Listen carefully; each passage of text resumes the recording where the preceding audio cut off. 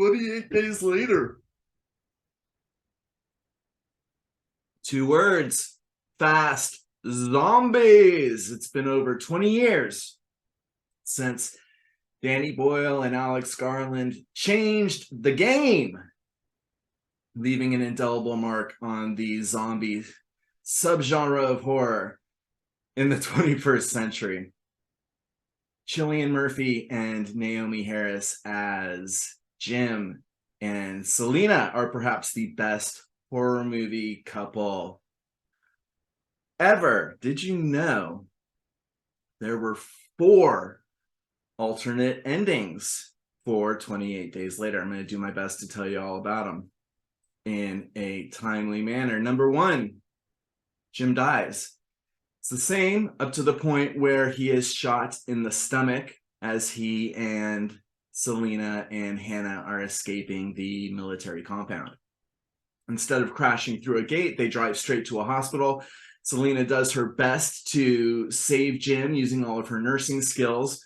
Ultimately, he dies in a gurney, looking very much like he did in the beginning of the film, coming full circle. Hannah asks, "What do we do now?" Selena replies, "We move." And the 2 women walk off into the sunset.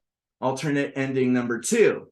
Exactly the same as what I just described, except as he's dying, Jim is having flashbacks of his last day before everything went to hell. He is riding his bike as a bike messenger, and he's just sort of enjoying life in the moments leading up to the accident that put him in his coma. Again, it's the full circle sort of thing. Alternate ending number 3. Exactly the same as alternate ending number 1. So Jim dies, but without flashbacks in his head. And the ending plays out exactly as it does in the film, except without Jim. So it's Selena and Hannah in an isolated hamlet somewhere in the rural UK. They're the ones who unfurl the hello banner, and they're the ones who will presumably be saved. So it's a happy ending, just a little less happy because Jim's dead. Alternate ending number 4 is so fucking wild that they never filmed it. They did, however, storyboard it and write a script for it. And I'm going to leave you a link in the comments. You can hear Danny Boyle and Alex Garland acting out the alternate ending along to the illustration. So check it out, because it will inevitably be a better idea of what it would have been than what I'm describing.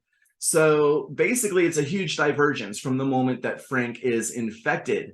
The soldiers never show up, kill him, and kidnap the 3 remaining survivors. Instead, Jim knocks Frank unconscious. They cover his head and tie him up.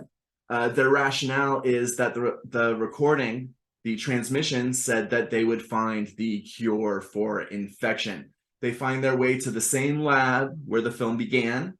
All the monkeys are now dead and rotting in cages. They find a scientist who at first tries to ignore them, but eventually decides to help them. The cure for infection is a blood transfusion, and it's fucking stupid. And that's why, they didn't even film this. It's beyond the science doesn't add up. It's just really dumb, But the final scene was Frank and Jim lying next to each other on gurneys. Jim's good blood is pumped into Frank as Frank's bad blood is pumped back into Jim. And the last shot is Jim on a gurney thrashing around because he's infected. Bummer!